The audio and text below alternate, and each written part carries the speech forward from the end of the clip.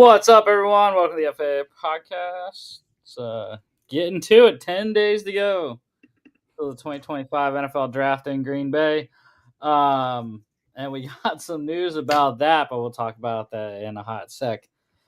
First off, we got to get to UFL week 3. If I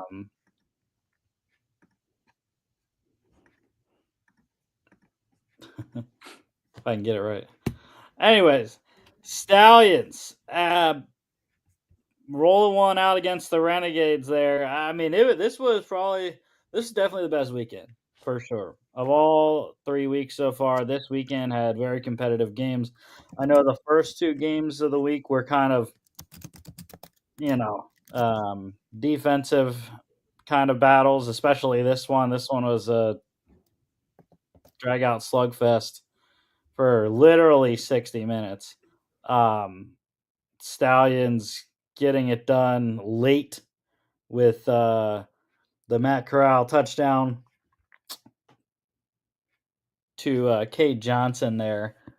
And then they got the 1-point conversion to go up by 1 with a Matt Corral run, I believe it was. I can't remember, but yeah, I mean, props to Danny. Danny had Birmingham Lone Wolf, so he got a win there, and it was not a good weekend for the rest of us. It was a good weekend for Danny on the picks, but yeah, Arlington. I mean, this is what I had in my championship game, so I don't fault the Stallions for winning. It was in Birmingham, and the under hit though. Like I said, I've been pretty good, Jimmy. I think I am 9-3. I think I've gone 3-1 every week so far on the bets. Maybe I'm 8-4. I don't remember.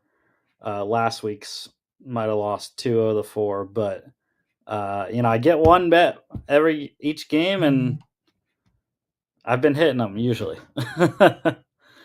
So that's good, anyways.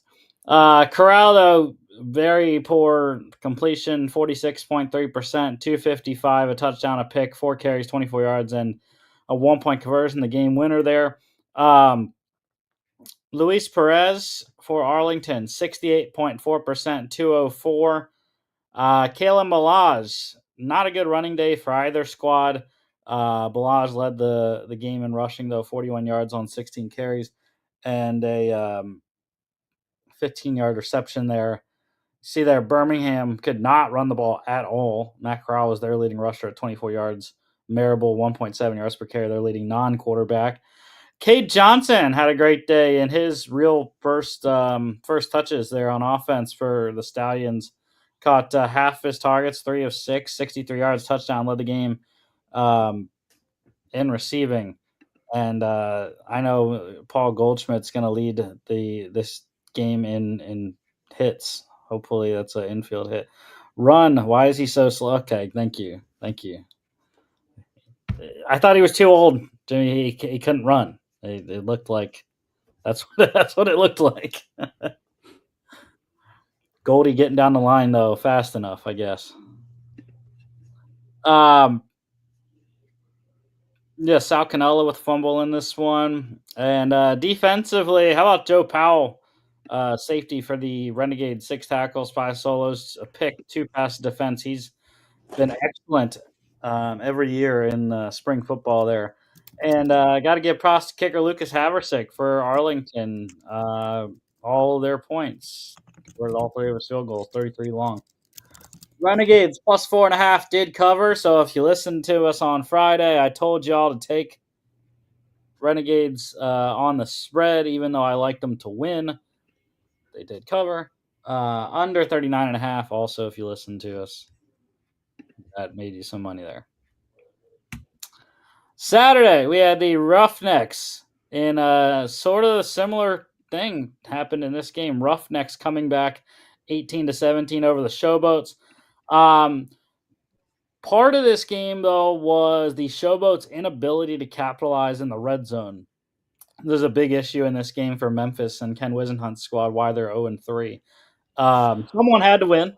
Someone had to get their first win in this game. 0-2 teams, and it was an interesting dynamic. Four quarterbacks played in this one, two on each side. Anthony Brown got the start once again for Houston. Not very good, 53.3%. 40 yards there, 5 yards per completion, 3 carries for 21 yards. Then stepped in Nolan Henderson, and I was talking to James Larson, Pro Football Newsroom there, over X there, and I was like, dude, I mean, Houston and San Antonio, like, if they could figure their quarterback rooms out, I think they could actually, or make changes, could actually do something. And what do you know? Houston did something. They changed the quarterback, give Nolan Henderson enough reps in this one, 10 of 11, 90.9%, 80 yards, a touchdown, 3 carries for 15 yards. Obviously, you want to see higher yards per completion than just 8, but still, he was ultra efficient, super accurate, made the right plays when he needed to, and ultimately won him the game. This came down to a missed 2-point conversion by Memphis that would have given him the lead. But yeah, I mean, Nolan Henderson looked fantastic, and that's why Roughnecks head coach C.J. Johnson said Nolan's our guy going forward, as he should be. I mean, Anthony Brown was atrocious, absolutely atrocious the first 2 weeks. So definitely the right move to go with Nolan Henderson moving forward for Houston. See how many games they can win. So similar thing happened with Memphis. EJ Perry was actually playing very well in the first half. Second half, I don't know what happened. Maybe Houston made the right adjustments on defense. I don't know. But it was like night and day. He was horrendous in the second half. 13 to 20, 65%, 131 touchdown, threw both of his interceptions. Might have been on the first two pass attempts of the second half. I can't remember, but they were both in the second half. And a 2-point conversion for him as well. Then stepped in Troy Williams. Troy Williams, not great. Only 4 of 8, 50%. But he had 63 yards in those 4 completions. Also ran for 35 yards on 4 carries. And he scored what they were hoping was going to be the game-winning touchdown. Just could not get the 2-point conversion. That's where the intrigue comes in with the UFL. No extra points, I mean, it's the same thing in the NFL, though. If you're the coaches nowadays in the NFL, they're going to go for the win, anyways. More than likely, I would say most of them, anyways. Another not great running game on both sides here. Houston running back Zaquandre White led the game in rushing, 50 yards on 15 carries, 3 receptions for 28 yards there. Memphis was so bad in the run game. 16 yards for Deneric Prince, 1.3 yards per carry there, leading non-quarterback runner. Kwame Lassiter led the game in receiving for Memphis. 9 targets, caught 6 for 79 and touchdown. Did have a fumble, though. That was not really matter because it was at the end of the game. He was the one that got credited for the fumble when they were doing all the hook and ladder stuff. And ultimately, Arlington recovered the ball. He did have a 2-point conversion, though, early in the game from EJ Perry. Defensively, how about this game swung on Leon O'Neal's play? Safety for the Roughnecks, 9 tackles, 4 solos, tackle for loss, a pass defense, and a 30-yard pick 6. That's when this game flipped. So, yeah, he had a great game. Deshaun Bauer had a great game, as did Keenan Isaac for Houston. Roughnecks plus 5.5 went out right over 34.5 by the hook. Sunday, we had the Panthers eking one out 26-23 with the Brahmas. Brahmas dropped to last place in the XFL conference. And, yeah, I mean, they got a long road to go with only 7 games left. DC's 3-0. San Antonio and Arlington are 2-1. So it's going to be very difficult for San Antonio to get a playoff spot. On the other hand, Michigan looking pretty good in their opportunity to get a playoff spot, with Houston being 1-2 behind them. Memphis being 0-3, and Birmingham being 2-1 as well. So USFL conference is starting to get a little clustered now, but I think the XFL conference is definitely much more competitive with DC, Arlington, and St. Louis.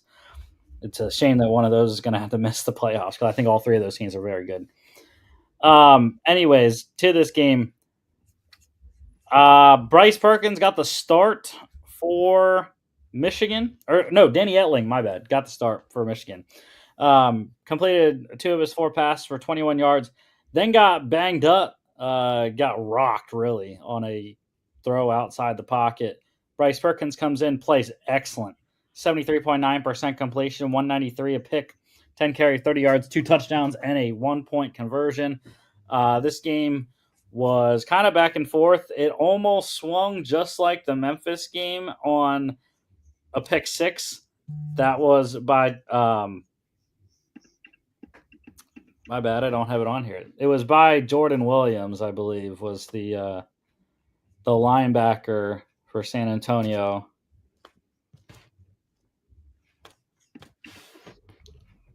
But yeah, Kellen Mond, this was his best game of the year so far, by far. 61.3%, 152, a touchdown, first touchdown of the season for him, 6 carries, 39 yards rushing. I was very impressed with Kellen Mond, how he played in this one, but just not enough. And it ended up coming down to the wire, destroying Donald De La Haye. He missed the game-tying field goal at the buzzer. That is how this game ended. And it was a pick 6 by, just want to make sure I get it right here.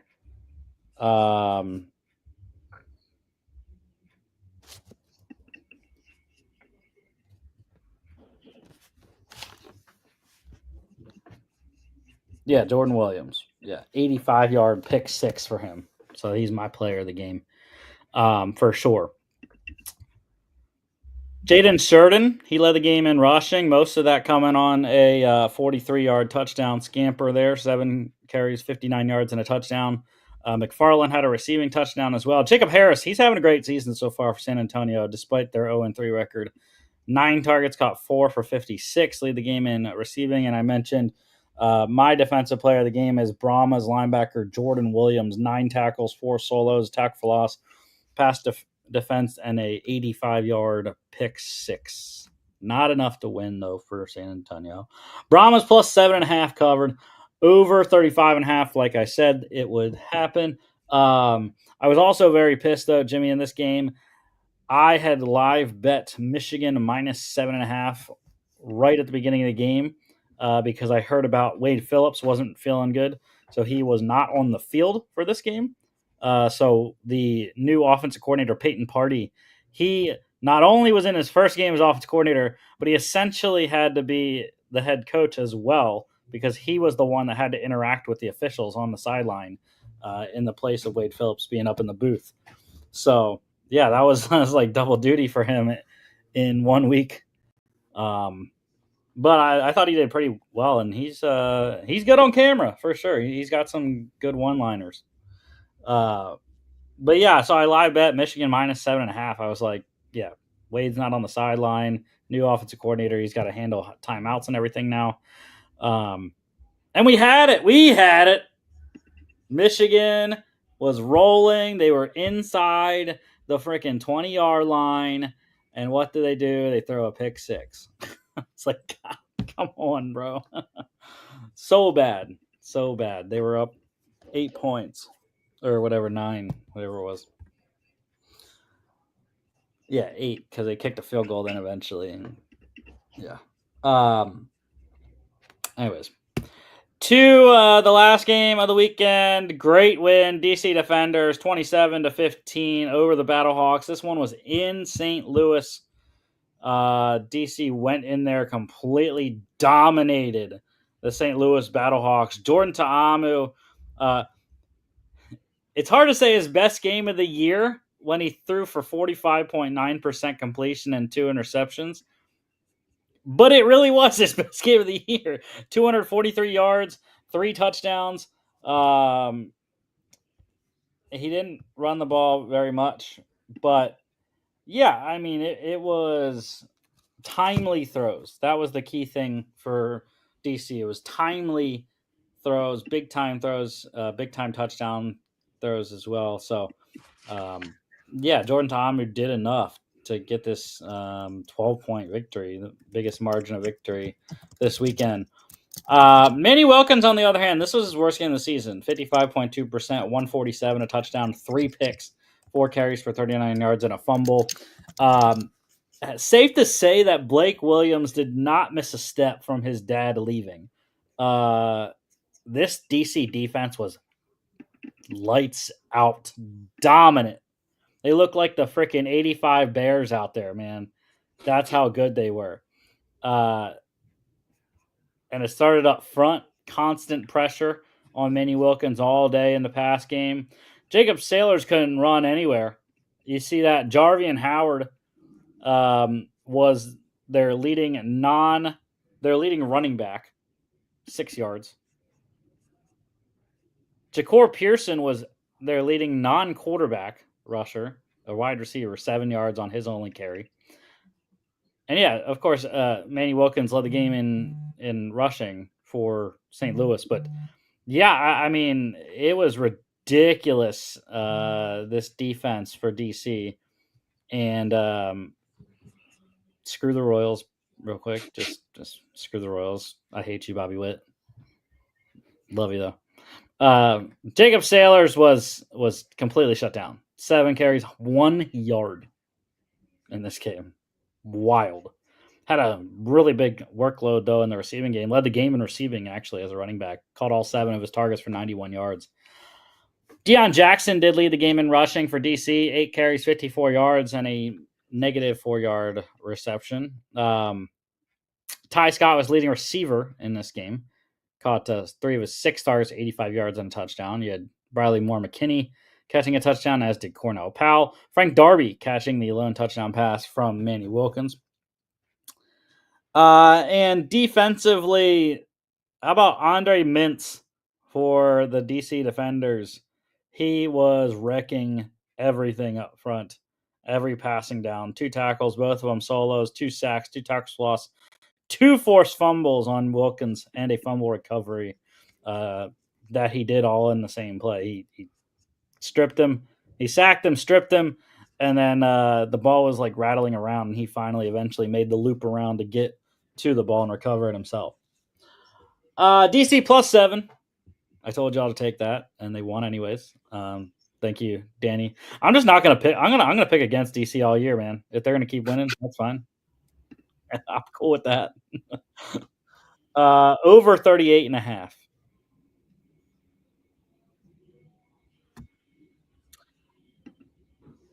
Breaking news. Yeah, we'll go with it. Breaking news. Sure.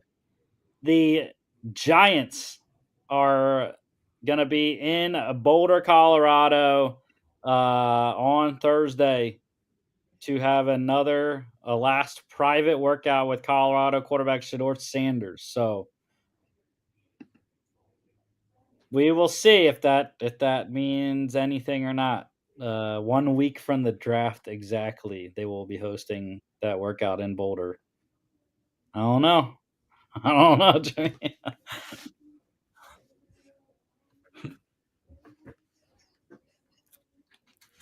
Yeah, I talked to our one of our resident Patriots fans, our boy Darius, and today, and he was like, "Yeah, you'd love Hunter." He would love Carter, actually. He said, but I was like, dude, if Carter or Hunter are there, you got to take them. So maybe they will be. Maybe one of them will be. Um. All right, on to college football news. Tennessee has moved on from quarterback Nico Iamaleava. So this was a big deal over the weekend, and NIL contract dispute. He wanted, I think it was like $2 million or something like that Tennessee said, "Hell no." They don't have a GM, by the way, at the University of Tennessee. So it was essentially the head coach and athletic director or whoever working these contracts out. And Nico said, "All right, well, I'm going to miss practice." Then he missed practice on Friday. And head coach Josh Heupel said, "Well, no one misses practice, including our star quarterback." So he is out in Knoxville, and he will enter the transfer portal on Wednesday. Apparently, North Carolina is interested. They were on my laundry list. I had a long, long list of schools that I wrote down just looking at depth charts really quickly of who had what at quarterback. Um, I made this really long list of teams, and uh, North Carolina just happened to be at the top because I went through conference, and obviously, when you go through the conferences, they're alphabetically organized. So ACC was first. So North Carolina is at the top of mine. But in terms of ACC schools, I had North Carolina, Syracuse. Big Ten, I had Indiana, Minnesota, Ohio State, Oregon, and Wisconsin. Um, the Big 12, I had UCF, Oklahoma State, TCU, Utah, and West Virginia. And the last P4 school, even though they're independent, Notre Dame was another one as well. He can't transfer in the SEC if he wants to play this year. SEC has a conference rule that you have to sit out a year if you transfer within the conference. But I do have SEC schools if he were, and I went through these SEC schools thinking that if he would obviously transfer to that school, what do they have now that will be gone for 2026? So the SEC schools that I had: Alabama, Georgia, Kentucky, LSU, Ole Miss, Missouri, and Vanderbilt. If he would happen to transfer within the SEC. And then again, a big if, but if he would see that he's not getting a school that he wants or whatever, I don't know. I highly doubt that will happen. But G5 schools, or I guess, are we counting Pac-12 as G6 now? Is that what they're not a conference technically right now. But the group of 5 schools, group of 6, whatever you want to call it, I had, and these are not, I didn't go through every school on that list in every conference of the group of 5. I went through the schools that are consistently good, that have quarterback concerns: Jacksonville State, Liberty, Western Kentucky, Fresno State, San Diego State, UNLV, Washington State, Appalachian State, Coastal Carolina, Louisiana, Marshall, and Troy. So a lot of schools on that list, but from what I've heard, North Carolina is a key contender for Nico Iamaleava. So we will see in the coming days where Nico goes, because I think he'll go pretty quickly. I don't think it's going to be a long, drawn out situation. He wants to get where he's going to go probably as quick as the team that wants to sign him does. It's just about money. That's all these kids care about nowadays: money. No loyalty, just money. And sad news in terms of college football news, but it's also NFL draft news as well. Former LSU wide receiver and NFL draft prospect wide receiver Kyron Lacy found dead in his car, I believe it was, on Sunday morning, but then some other thing said Saturday night, in an apparent suicide. So this story, I don't know how this story went kind of under the radar. I had not heard a ton about it. I did remember it whenever I read the article. I did remember that the stuff happened in December with him. So in case you don't know, in December he was involved in an accident that eventually ended up killing a 78-year-old man. Didn't call the EMS, didn't call 911, didn't call anyone. He just kept driving, and apparently he was swerving in and out of the lanes. It was a 2-lane highway, and apparently he was swerving in and out of the lanes. Um, and the truck in front of the guy that eventually got killed, they swerved to the right to avoid Lacey. The guy that got killed, he ended up swerving to the left into the other lane, collided head on with another car, and that's what ended up killing him. But yeah, so Lacey turned himself in January 12th, got released on $151,000 bail. He was charged with negligent homicide, felony hit and run with death, and reckless operation of a vehicle. Yeah, grand jury was supposed to begin hearing the case on Monday, or today, I guess. But yeah, so then he apparently fled from the police, and was being pursued by them. He had fired a firearm in his apartment, I guess, and then was being pursued by the police, was in his car, stopped his car, and when the police found him, that was that. So did not want to face his consequences, unfortunately. But yeah, I mean, it's a sad situation all around. Obviously, the family of the man that got killed, and the family, the Lacey family, and everyone else involved, and the NFL family that never got to see, you know, where Kyron could potentially play, and if he could right his wrongs throughout his career. But yeah, so sad, very sad news for the Lacey family down in Louisiana. What's up? How's it going, guys? Nothing much, man. We're just in a sad mood. I just explained the entire Kyron Lacey situation. Oh, wow. That's a great way to start coming in. Yeah, man. Yeah, it's just wild, and sad all around. Yeah, yeah, very sad. There's nothing else really to add to that. Yeah. Well, let's get to something better. Let's get to the UFL news here. So, on yesterday, when DC was playing St. Louis in St. Louis, Danny Garcia, one of the owners with Dwayne the Rock Johnson of the UFL, she announced at halftime the UFL championship game officially will be held at the Dome in St. Louis on June 14th. So, anyone that wants to go, secure your ticket. The DC Defenders will be playing. I know that now. Danny made me see the light of my team. I don't know.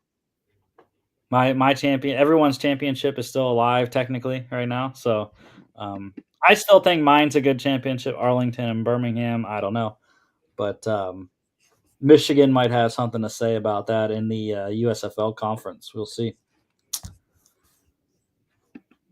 All right, on to NFL news.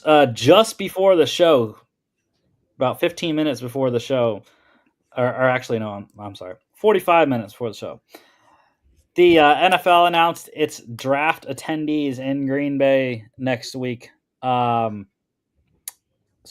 they are Alabama guard Tyler Booker, Alabama linebacker Jihad Campbell, LSU offensive tackle Will Campbell, Penn State edge rusher Abdul Carter, Ole Miss quarterback Jackson Dart, Texas wide receiver Matthew Golden, Michigan defensive tackle Mason Graham, Colorado wide receiver defensive back Travis Hunter, Boise State running back Ashton Jeanty, Michigan corner Will Johnson, Arizona wide receiver Tetroa McMillan, Alabama quarterback Jalen Milroe, Ohio State offensive tackle Josh Simmons, Georgia safety Malachi Starks, Texas A&M edge rusher Shamar Stewart, Miami quarterback Cam Ward, and Georgia edge Michael Williams.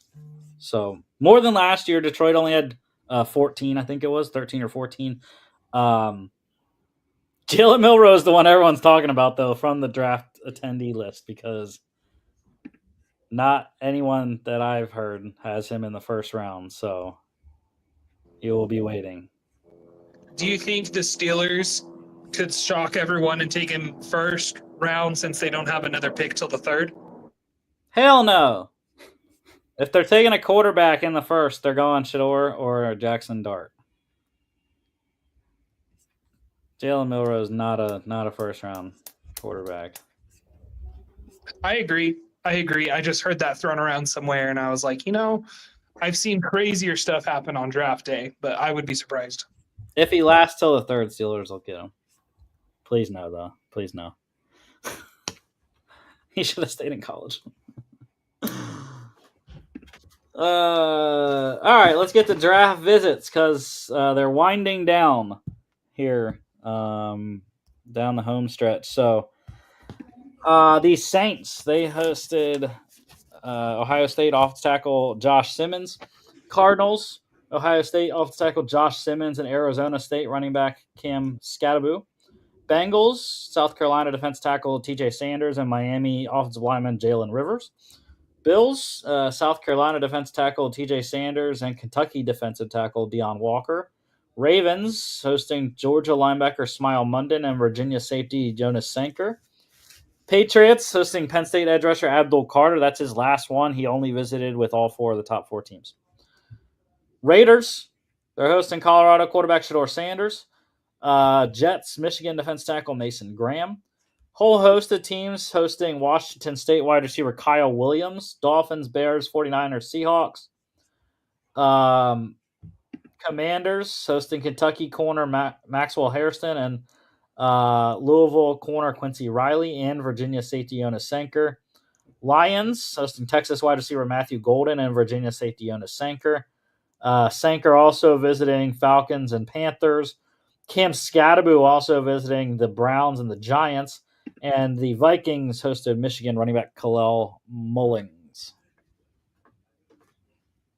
You guys have anything for either of the players that I mentioned for your team? I don't know. I try not to put too much thought into the 30 visits. Just because, I don't know, it's such a roll of the dice. It doesn't necessarily mean they're 100% interested.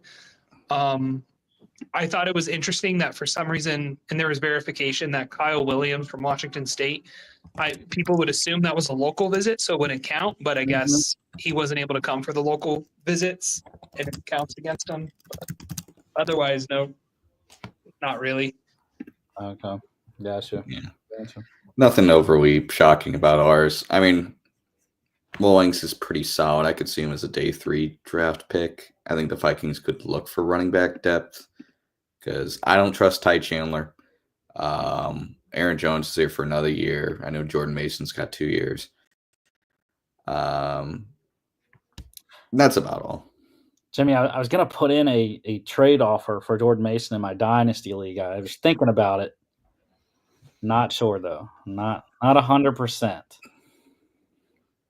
I was going to. Jordan Mason set to start?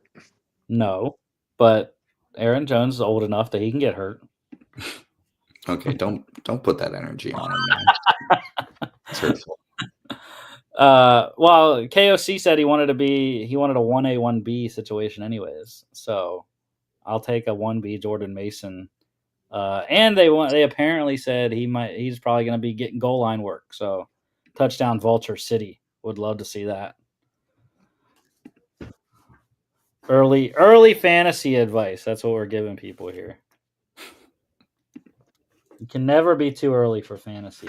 My Dynasty rookie draft is coming up in about a month and a half. So, all right, the Bears, they got a deal done.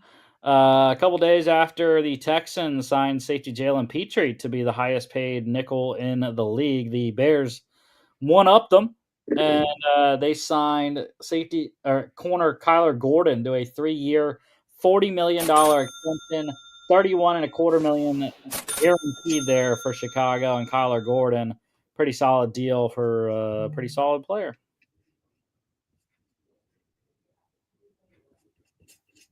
I was looking at you, Jimmy. You're the NFC North guy. I mean, I can't complain. I think he's good.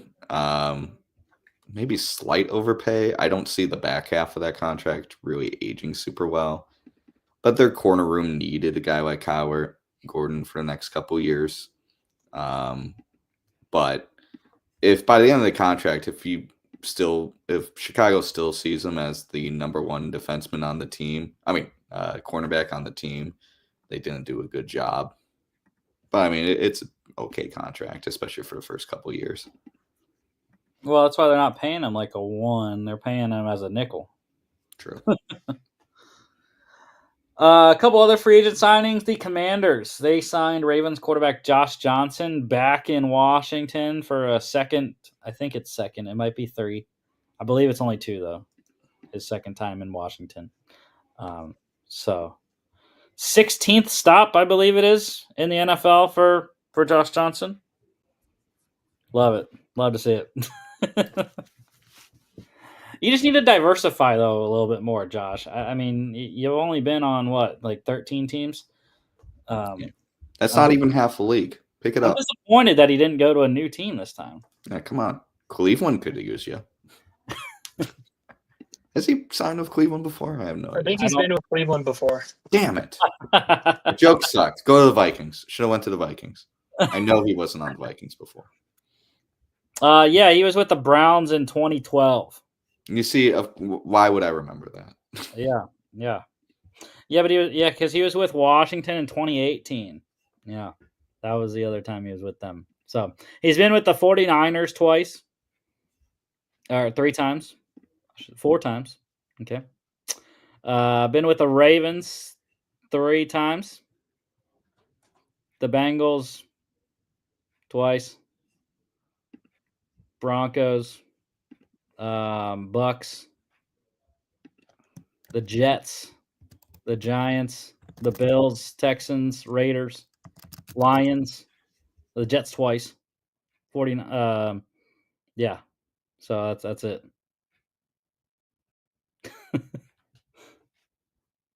Oh, and by the way, he's also been with the Sacramento Mountain Lions, the San Diego Fleet, the LA Wildcats, as well. Look this up. I want to say he was the first overall pick by the San Diego Fleet. Yeah, he was. I remember the AAF draft. That's a deep pool. that was a solid league, man. Hey, COVID screwed it. Not really. They folded before COVID. The XFL got folded by COVID. The first iteration, 2020. But yeah, the other signing here, the Browns, they got some pass rush depth. They signed Cardinals DN Julian Okwara. And one visit to note, the Packers, they hosted Giants linebacker Isaiah Simmons there. So potential interesting signing for Green Bay as they host the draft. Is it going to snow in Green Bay? Do we know? Probably not. It just snowed in North Jersey this weekend. I know that. All right, let's get to the mock draft. Jags, Raiders, number 5 and number 6 overall. Jags got 36, 70, and 88 as well. The Raiders got 37 and 68. The Jags' second, third rounder is the Vikings from the Dallas Turner trade up last year.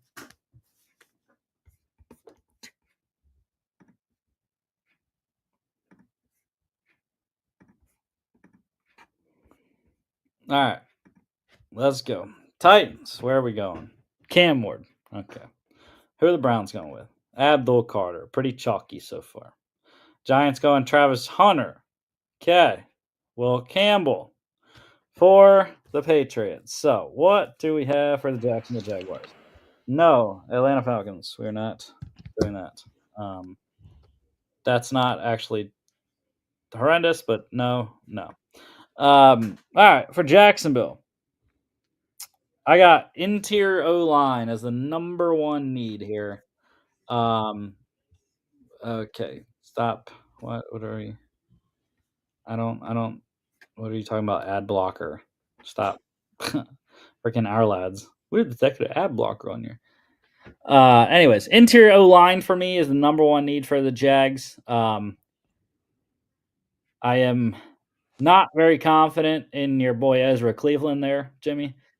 He got traded last. Neither was Minnesota. That's why they traded him. They signed Robert Hainsey to be their starting center. They have Luke Fortner behind him, a 22 third-round pick. And they signed Patrick McCarry as the other guard spot, which I do kind of like. But, again, he's okay. Not great. They also signed Chuma Edoga to be a backup guard. They have 23 seventh-rounder Cooper Hodges and veteran Dennis Daly in the mix as well. But I would like an upgrade somewhere along that O-line, probably at guard, more likely than center, just how the class fits out. But obviously at number 5, there's no guards worthy of this selection. So we'll go to the next need. And I don't know. My next need, to be honest, I don't have interior D-line as a need at all in Jacksonville. I like the guys that they have. I know a lot of people put Mason Graham there, but I like the guy, Devon Hamilton, Mason Smith, Jordan Jefferson, Eric Armstead, and Tyler Lacey. I don't have an issue with that. I know Mason Graham would be the best player out of all of them, but that's just what I'm saying. Next need for Jacksonville for me is wide receiver. The only thing they did was they traded Christian Kirk away. They signed De'Ami Brown. Parker Washington going into year 3 as a 23 sixth rounder. They do have Gabe Davis. Brian Thomas Jr. obviously is a beast, but I need more for Trevor Lawrence in that wideout room. Safety is my third one. They signed Eric Murray, which I liked, but Darnell Savage. And then not a ton of depth. It actually looks okay when I'm looking at it now. 23 fifth rounder Antonio Johnson, Andrew Wingard, and Daniel Thomas, 25th rounder. 2 veterans there. It's okay. Tight end's a big one. I know they have Brenton Strange, 23 second rounder. They did sign Hunter Long, which I liked as a tight end 3. They signed your boy Johnny Munt, Jimmy. I need something better though at the tight end. Whoa, don't disrespect the Munt man. He's only been a tight end 3. Can he be a tight end? And he's the Can he be a tight end 2? I don't think so. They need a tight end 2. And running back, obviously a big fiasco with Travis Etienne last year.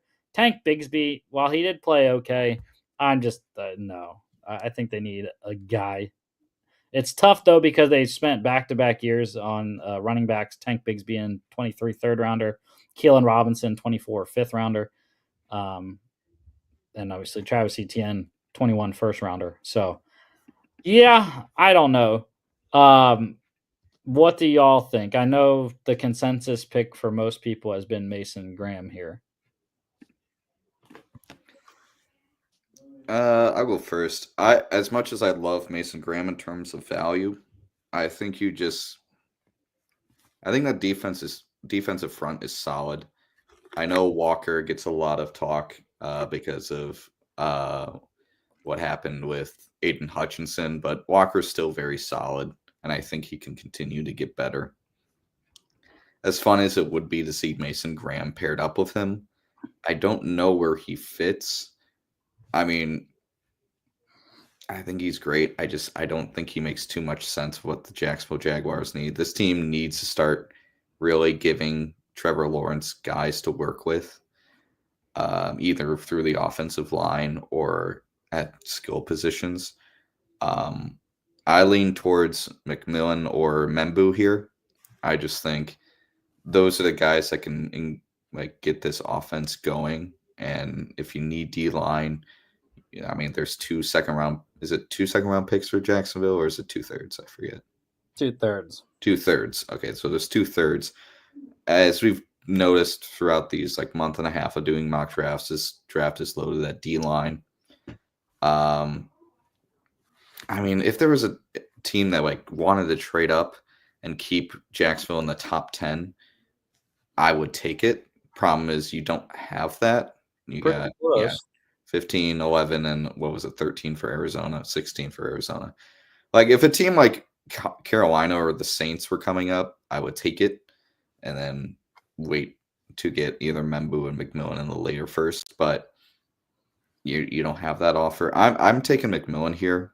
And hell, if Travis Hunter was available, I would take Travis Hunter. Graham's great. I don't see Jacksonville going for that position. I think the Jaguars are in a situation where 2 things. One, they want to put themselves in best position for Trevor Lawrence to have success.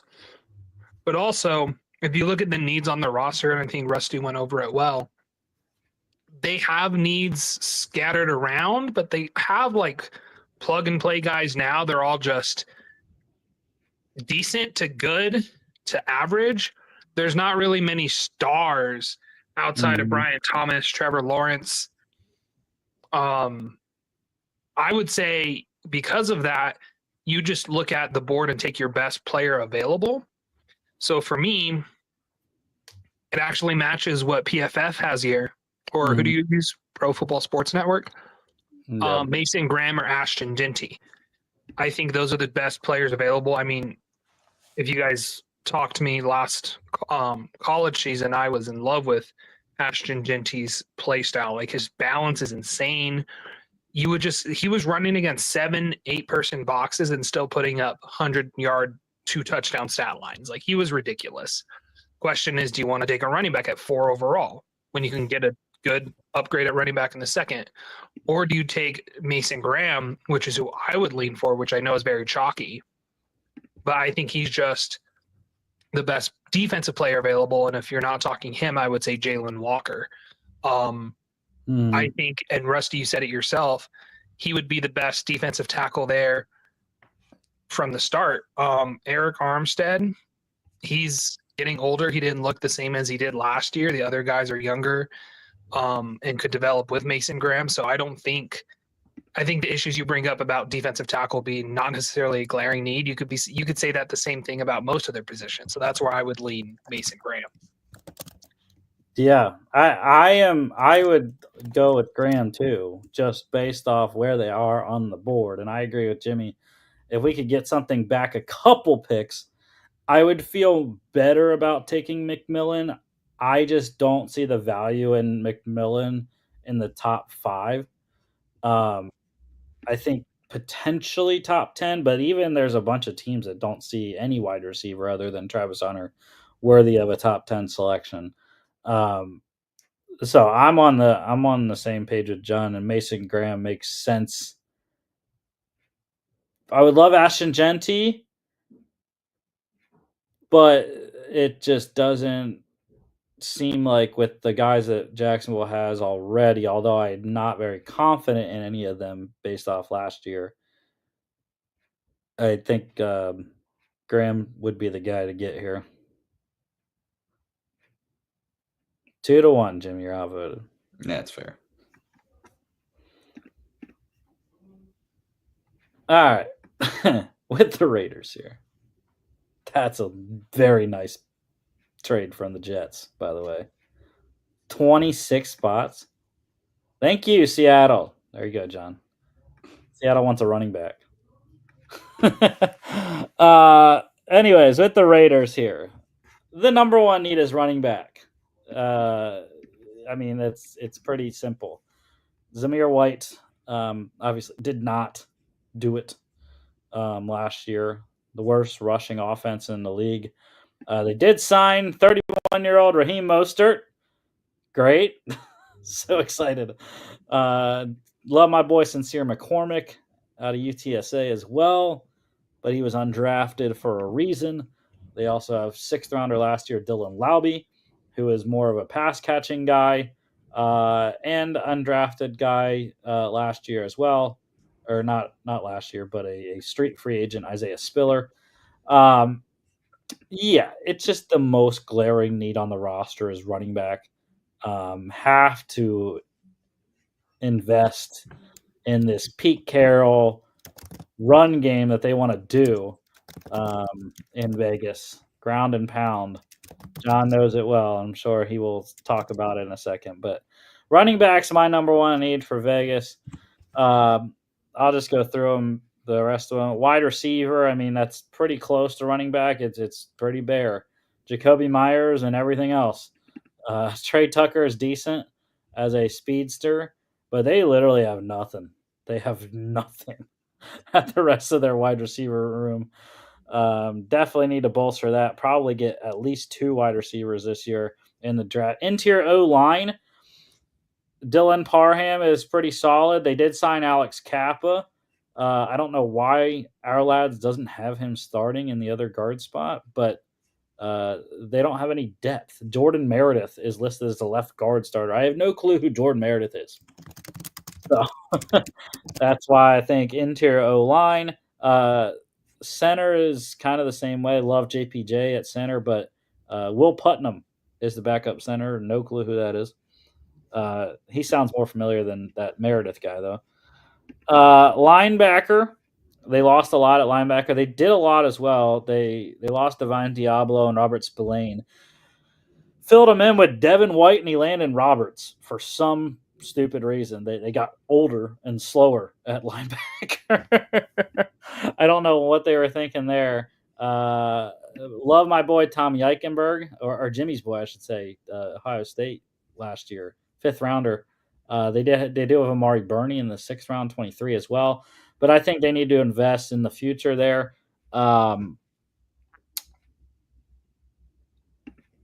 Interior D-line, love Christian Wilkins. They don't have really anything else. They have Adam Butler, who's pretty solid. Matthew Butler as well, Zach Carter. I'm not impressed with most of the rest of the D-tackle room there.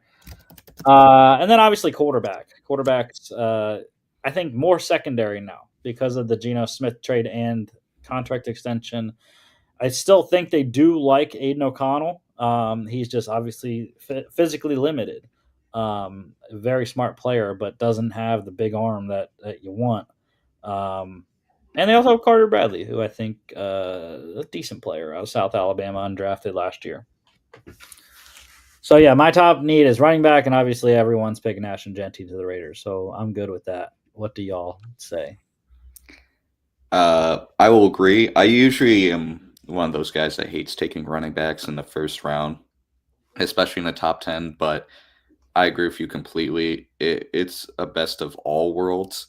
Raiders need a running back, like they need air to breathe. Pete Carroll uses his running backs super well in his system, and Ashton Jeanty is genuinely one of the best college running backs I've seen in a long time. Mm-hmm. I can't think off the top of my head who is like the last great one. I think probably the last great one I can name off the top of my head is Ezekiel Elliott, and he went top 5. And I think Jeanty has a good argument. And as much as I'd say I think the Raiders need a ton of help everywhere else, you can't go wrong with going with Jeanty. I think this guy, as long as he stays healthy, can be the best running back of the 2020s. So it sounds like I'm going to be outvoted here because I actually, as excited as I'll be when Ashton Jeanty is probably the pick, I see the value in taking one of the top Ohio State running backs and reuniting them with Chip Kelly in the 2nd. So I ask myself, would I rather have Ashton Jeanty and then a receiver or some other person on day 2? Or would I rather have arguably the best tackle, definitely I would say the best guard if you kick him inside, Armand Membu, and then pair him with Quinshon Judkins or Trevion Henderson? I tend to, when I put it that way, I was like, dang, I kind of like that combination if we went O-line in the first round, pair him with one of the top running backs in the second. Shoot, O'Marion Hampton, I think there's a chance he could slide to the early second. So that's why I would lean Armand Membu if there's not a trade back. But for all the reasons you guys mentioned, I think Ashton Jeanty would also be a great pick and very exciting. I'd love to see him play with Pete Carroll. Yeah, and as much as I love the Jets' offer to slide back one spot and trade a third for a second, I'm going to go with Jimmy's usual spiel about taking your guy if you want him. So I would go Ashton Jeanty and not take the trade as much as the GM and me would love to have 26 spot jump up from round 3 to round 2. I think you take that trade. I don't know what you're talking about. But hey, there are rumors, man. There are rumors about the Jets. Breece Hall has been rumored to be on the trade block. And apparently the Jets are looking at running backs. That would be a very shocking. It would be very shocking if they took Jeanty. Yeah. And no one expected Atlanta to take Penix last year, so. All right, we're going to go Jeanty. We're not going to trade.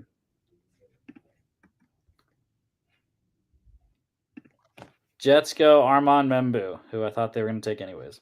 Will Johnson, I love it. I want him so badly for Carolina. Tetro and McMillan for the Saints. That's good. Shamar Stewart for the Bears. Niners going Jalen Walker. Shador is sliding. Michael Williams to the Cowboys. Kelvin Banks to the Dolphins. Tyler Warren to the Colts. Nicky Manwari to the Falcons. Matthew Golden to the Cards. Mike Green to the Bengals. Derek Harmon to the Bills. 30, 56, and 132 back to Seattle. I don't hate that. Jimmy, it is a home run parade in the Bronx tonight, apparently. The Yankees just hit like 3 straight.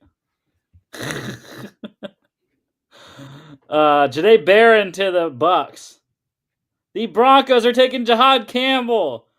Shador Sanders just fell to the Steelers at 21. Love it. Let's go. Tyler Booker to the Chargers. James Pierce to the Pack. Nick Scorton to the Vikes. Emeka Egbuka to the Texans. Colston Loughlin to the Rams. Gray Zabel to the Ravens.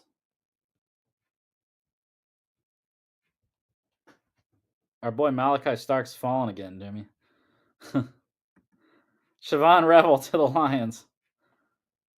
Josh Simmons, Bears coming up, 39 in a second next year. Luther Burden, Seahawks coming back. No, that's their pick. Never mind. 49ers come up, 43-75 for Walter Nolan. Eagles go Malachi Starks. Keep the Georgia to Philly. The Philly Dogs going. Jalen Milroe to the Browns. O'Marion Hampton to the Giants. So, just want to pause real quick. The Giants have not drafted a quarterback, guys. Which I don't think, to be honest, I wouldn't if I'm the Giants. I know. In Russ we trust. Right. Well, you got him and Jameis for this year, so that's fine. If you really think the 26 class is better, and you can win enough games to keep your job, Brian Daboll and Joe Shane at GM, I'm all for it because I don't have, I have quarterback as my last need for the Giants. So, which we'll do their mock on Friday with the Patriots. Landon Jackson went to the Titans. We're back on with the Jags here.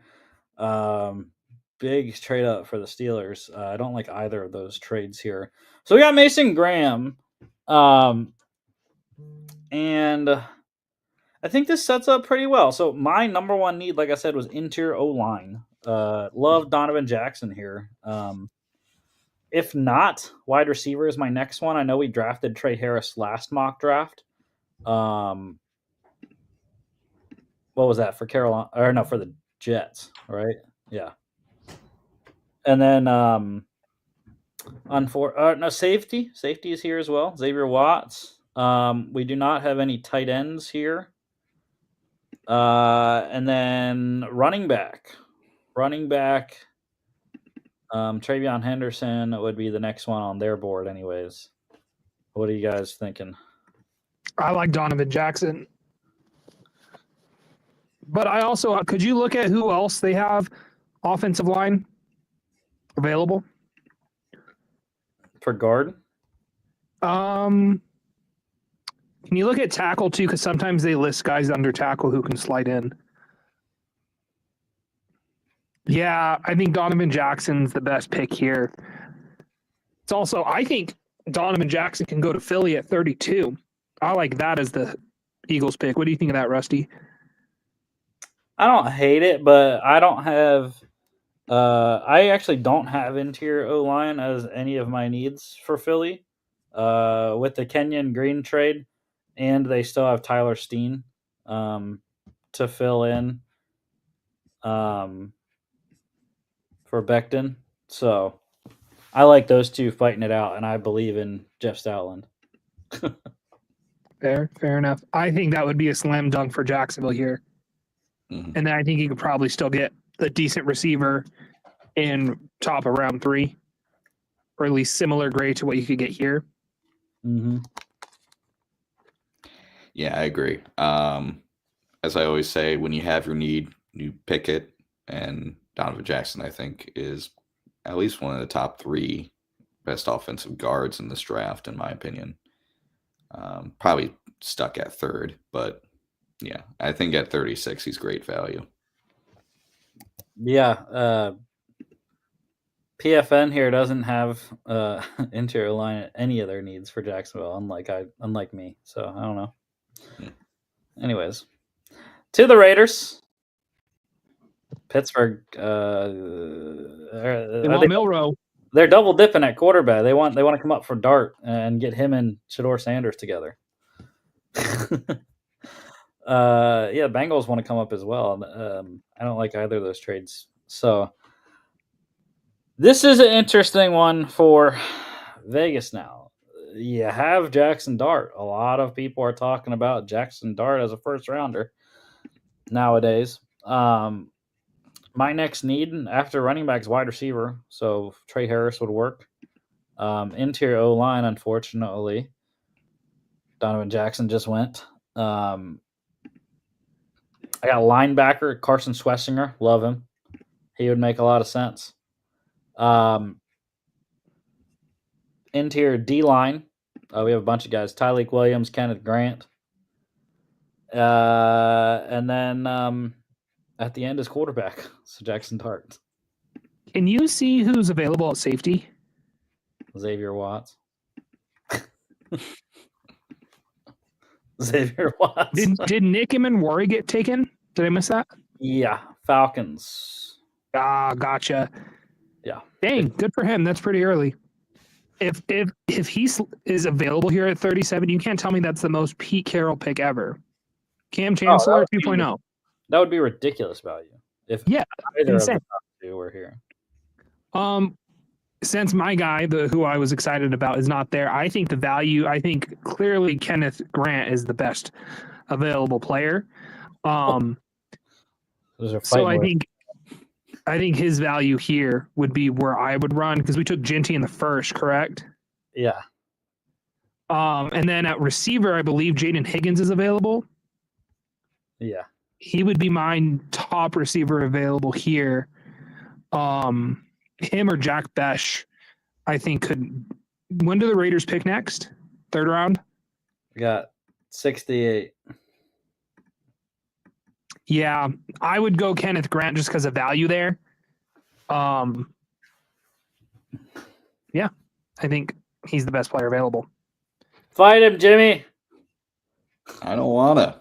I like Kenneth Grant a ton. I feel like he's dropping the draft for no reason. But your boy Tyleek, that's what I thought you were going to fight him over. I think Tyleek's great. But I would, even as a guy that does root for Ohio State, I would take Grant over Tyleek. I think I like Tyleek. He's a run stuffer. I think that's a great aspect to have. But I think Kenneth Grant's just all around a better defensive tackle. Man, I can't believe I got outvoted.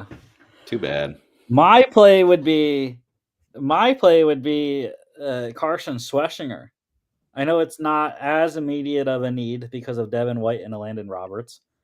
But this kid's a beast. Tackling machine last year at UCLA. So that would be my pick, more than likely.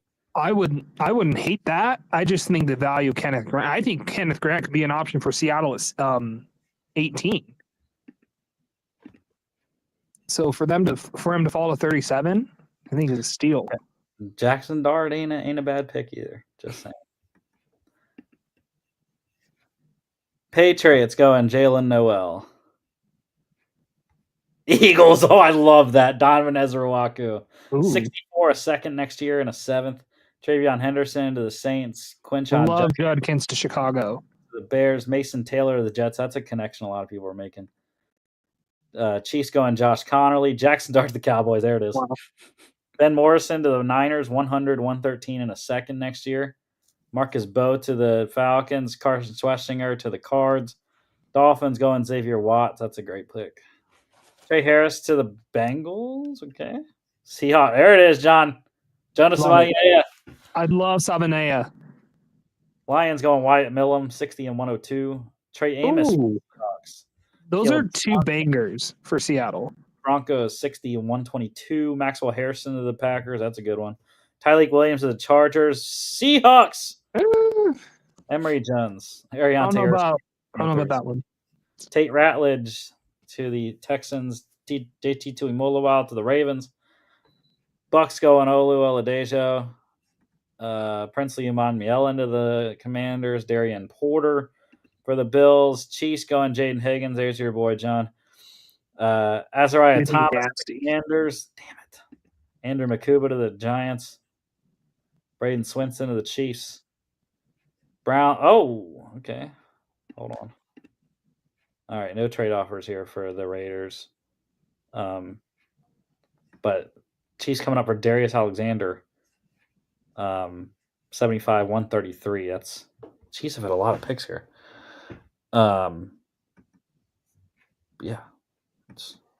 I think you got to run in the Raiders pick. You got to run in Jack Besh.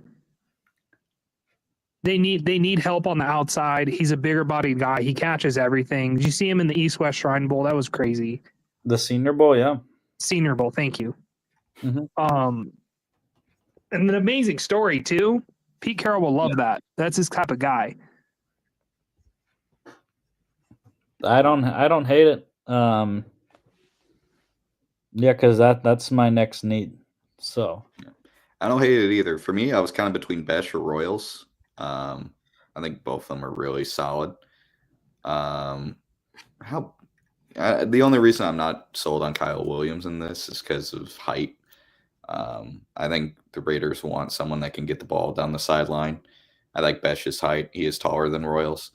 But yeah, I mean, to me, it'd be an argument between Besh and Royals here at 68. And I think, both, either player would be a slam dunk for the Raiders. Yeah, it's kind of interesting that Jack Besh is a big jump ball guy, but he's not the biggest at 6'1". Mm-hmm. But I do like it, though, because they would have then their top 3 would be guys that do different stuff. Trey Tucker's the burner. Jacoby Myers, the possession guy in the middle. And then Besh is your jump ball guy on the outside.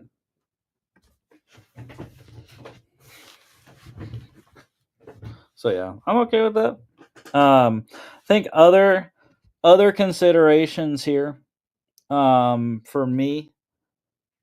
Let's see if there's anything that I would. Jared Wilson. What a lot of people have is the top center, really. It's wild that the top center is a 3rd-round rated player. Hopefully he goes higher. But definitely I would look at Wilson and potentially sliding him in at center, pushing JPJ out the guard.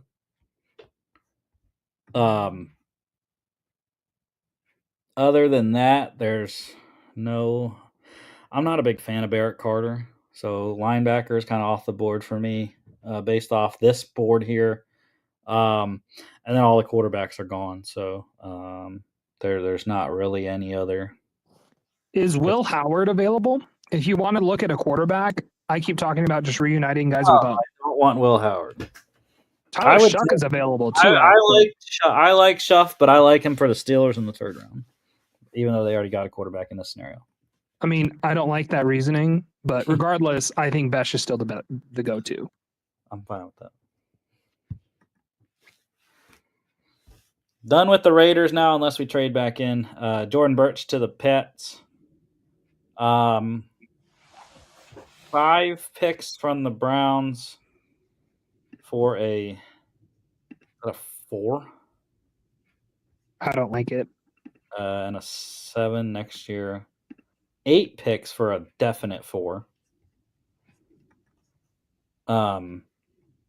Yeah, I agree. I think stick and pick here for Jacksonville. We also have 88 with the Jaguars. Mason Graham, Donovan Jackson. Wide receiver is also my second need, just like it is for Vegas. So I'm back on Royals or Kyle Williams. Royals, I think, would remind me of a guy they traded away in Christian Kirk. But they also had Parker Washington already to play that kind of slot role. So maybe we don't go wide receiver here. If not, safety. My boy Kevin Winston out of Penn State. I know he impressed. He impressed coming off his injury. No one thought he was even going to run at their pro day. He ran a 4.4 coming off the torn ACL. He's a top 50 pick after that. Yeah. He showed he could run. He's good. Tight end. We got Harold Fannin, who's pretty decent. Needs to learn how to block, though. And then running back, but there's not really running backs in this area. They were already all taken in the 2nd round mostly. Yeah. I love my boy Cam Scatterby. I love him, but we got 88 still, John. Can you show me real quick? Can you show me wide receivers? I'm kind of looking ahead. How tall is Ayomayer? 6'4". Oh, never mind. 6'1". What? He's only 6'1". Damn, I thought he was bigger. And I love similar to Besh. He plays bigger than he is. Plays a hell of a lot bigger. I was about to say, like, our next pick at 88. Do I want to bet Ayomayer is going to be available at 88? Because I like Royals a ton. I also like Royals. If we were to take a wide receiver at 70, I would take Royals. But I like the idea. I kind of like going with a safety here and then seeing if you can get Ayomayer at 88. I'm with Jimmy. I like Winston. Winston. Yeah, I think it's just positional value. Like you're not going to be getting, none of these guys here are the kind of guy that Winston is. Billy Bowman's probably Winston light, but yeah, I think just the positional value of where he is on the safety board there at this point, I think we have to go safety. Yeah, I agree. I would take the risk in hoping Ayomayer is at 88. Even if he's not, I think Torrey Horton will still be there. Mm-hmm. And he's another guy coming off injury, but he should be good to go. And he was a very productive guy who I think is being slept on. Yeah. All right. Saints going Harold Fannin. There you go. Lathan Ransom to the Bears. See, safety. Jalen Royals to the Jets. Panthers going Ashton Gelati. Get that front 7 built up. Kyle Williams to the Browns. He was not on the list. They were not on the list of the teams that he visited this week. Just saying. Alfred Collins to the Cowboys. Chris Paul to the Pats. Denzel Burke for the Cards. Texans going Cameron Williams. TJ Sanders, Steelers coming up. 83 and 156. Dorian Strong to the Bengals. Seahawks, Omar Norman Lott. That's a good one. Love it. Jared Wilson to the Colts. That's a home run. Oh, yeah. Actually, it's not. Barrett Carter to the Bucks. You know why it's not a home run? Because I keep forgetting that they have freaking my boy Tanner Bortolini that they drafted last year in the 4th round. Bortolini. I loved Bortolini last year. He's going to get his first season of starting experience this year. And I don't know. I think Jared Wilson's a pure center. I think Bortolini's the same way. So I do not like that pick for the Colts as much as I originally did. There's Alakeo Manor Broncos. Elijah Arroyo to the Chargers. Shamar Turner to the Dolphins. Hold on, Cardinals. 98 and 135 there. I would need a 2nd round pick, Arizona, not a 3rd round pick to go that far down. All right. So we got Graham, Jackson, Winston. We need a wide receiver, and Tez Johnson's, your boy Torrey Horton's here. Bigger, a lot bigger than Tez Johnson is for sure. So we got that.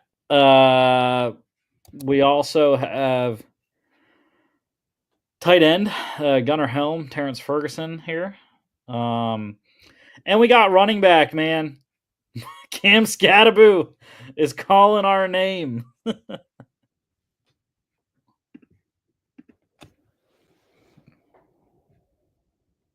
Who's going? Can you look at the tight ends again? Oh, sorry. You got Helm. You got Ferguson. I like Ferguson if you want to go tight end. I love Scatabo, but I think needing to add a receiver, I don't know, guys. Honestly, I'm kind of split on those 3 positions. Scatabo, Torrey Horton, or Terrence Ferguson. Yeah, I'm number 1 to me is Torrey Horton. I strongly believe Jacksonville just needs firepower in the wide receiver position. I'm not as high on running backs for Jacksonville as some people are. I do believe in a lot of bounce back seasons from their running backs. I really do think Etienne and Bigsby can bounce back after a pretty tough season for this team. I have no reason to believe that they can't. So I'm not really excited at the idea of getting Scatabo, especially here. I'm going Horton 1. I'm even going Ferguson 2, and then Helm 3, and then Scattaboo. I'm not really sold on taking a running back here at 88. I wanted, obviously, Aomayer. We didn't get a chance to get him. I think a big, strong wide receiver like Horton can be a great pick here. And I'm going to stick with my guns here. I'm sticking Horton. Everyone else is secondary. Yeah, I guess. I mean, it's interesting. The Jags have all types of bodies. Brian Thomas, big 6'3", Gabe Davis 6'2", Parker Washington is 5'9", De'Ami Brown 6 foot. That's like their top 4. So, yeah, it's fine with me when we have a guy that's 6'2" versus Tez Johnson, Xavier Restrepo that are 5'9". I love Cam Scattaboo. He's also 5'9", but he's bulky. Love our short, bulky guys. But yeah, I guess you guys are going with Torrey Horton, so that's fine.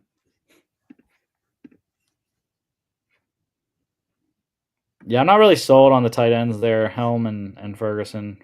They're okay, but DJ Giddens to the Texans, Ossie Trapilo to the Rams, Ravens going Tez Johnson, Seahawks, Tyler Shaw. Gosh. John, I mean, the Seahawks destroyed this thing right here. Only thing I don't like is Emory Jones. Yeah. But it was an extra pick that they got, so why not? You're going to hate this, but use that extra pick. Go get Cam Scatabo. Yeah. Like, that's the most toxic draft take I have as a Seahawks fan is I want a running back early. I want Ginty. I want Scatabo. I'm going to be so mad if they do it, but so excited. Lions trading up for some edge help. Josiah Stewart, 93 for 130 in the third next year. Browns going CJ West. Smile Munden to the Chiefs. Eagles going Miles Frazier. Jacob Parrish for the Vikes. That's multiple corners now. Packers going Charles Grant. Gunnar Helm to the Giants. Colts, Zy Alexander. Pause it. How many draft picks? Oh, wait, we can't propose a trade. I'd be like, yo, let's trade up to 101 with Jacksonville and try to get Scatabo. just or Terrence Ferguson. They're still right there. You can move up like a handful of picks. Yeah, we got to have picks in this simulation in order to. I would be like, because I think they would have like pick 106 or something, right? So you can move up like 5 spots. I can tell you right now, it's 107. You were pretty close, Jimmy. Yeah. So you can move up 6 spots and get Scatabo or Ferguson. The Jags in the fourth round, they have 107 and 126, thanks to Minnesota. 142 in the fifth, 182 in the sixth, 194 in the sixth from, thank you, Seattle, and 221 in the seventh. Yeah, you just do 107 and that Seattle 6th round pick to move up 7 spots and get Scatabo. Could you do me a favor? Can you look at the interior line? I want to see where this website ranks Clay Webb. 183. Okay, so that's like about what, 6th round pick? Yeah. Okay, that makes more sense. PFF always has him undrafted, and I don't know why.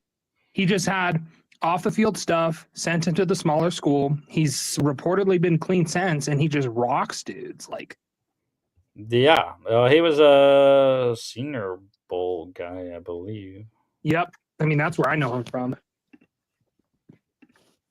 So I think I wouldn't be surprised. That's going to be that guy in the 3rd round. You're like, who? Why is he getting picked here? Because no one's talking about it. All right, let's finish it out here. Kyle Kennard to the Rams. Broncos going Terrence Ferguson. So the Jags, we had 4 picks here. That's pretty solid. My favorite was the Kevin Winston selection at 70. But we got Mason Graham at 5, Donovan Jackson at 36, Kevin Winston at 70, Torrey Horton at 88. Raiders, we stuck in all 3 of their spots as well. Ashton Genty at 6, Kent Grant at 37, Jack Besh at 68.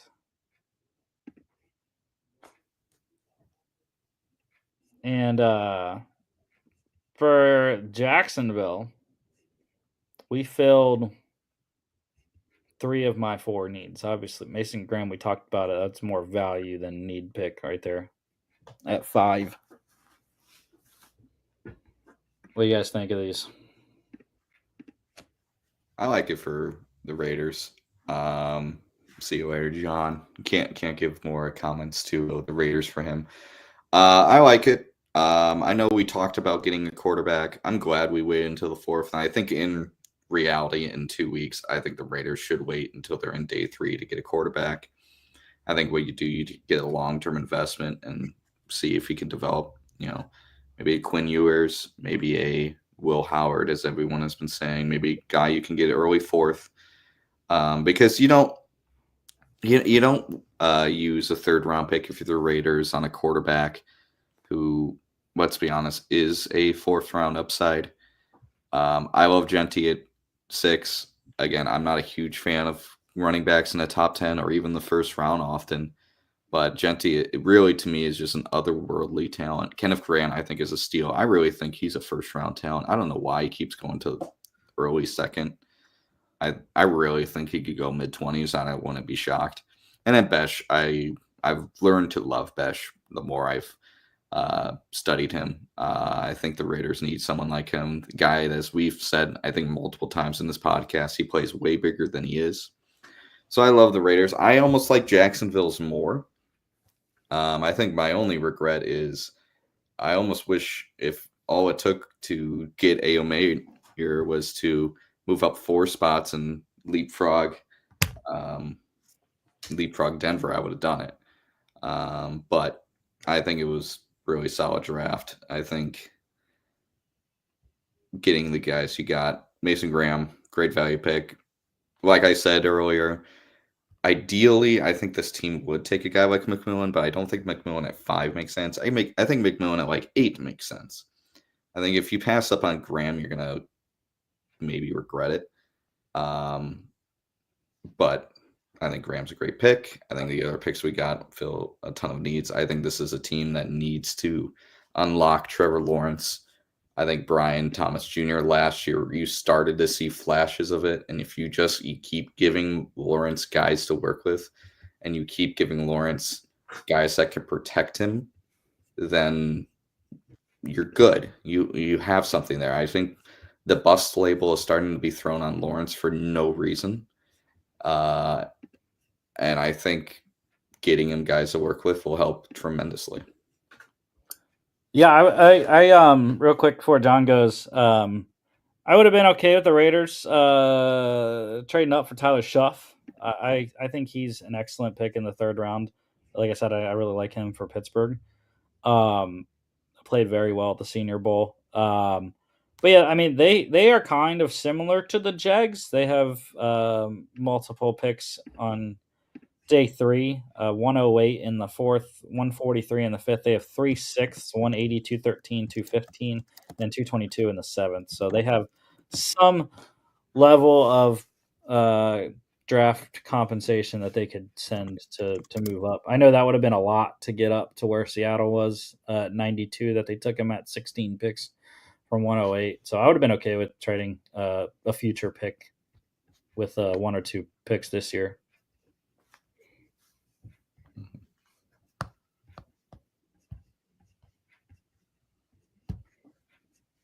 John, what you got? What's your? He left already. You not see? What?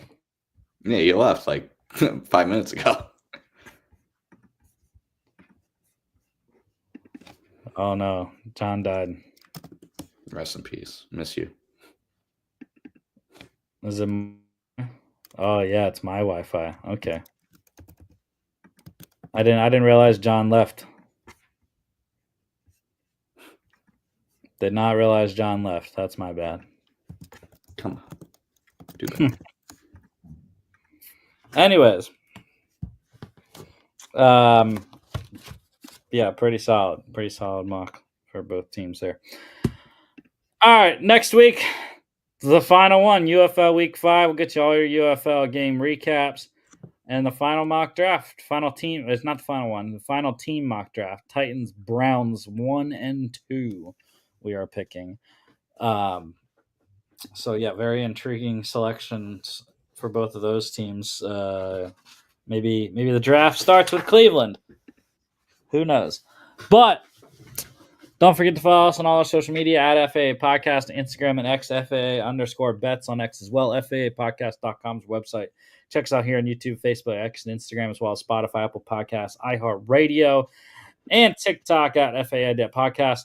And we will see y'all for football Friday, second to last mock draft, Pats and the Giants. Well, actually, we'll see. We'll see if we're on Friday, maybe Thursday. Who knows? It's Good Friday. I don't know what Jimmy's got going on. So we'll see. But, yeah, we will see you sometime later this week.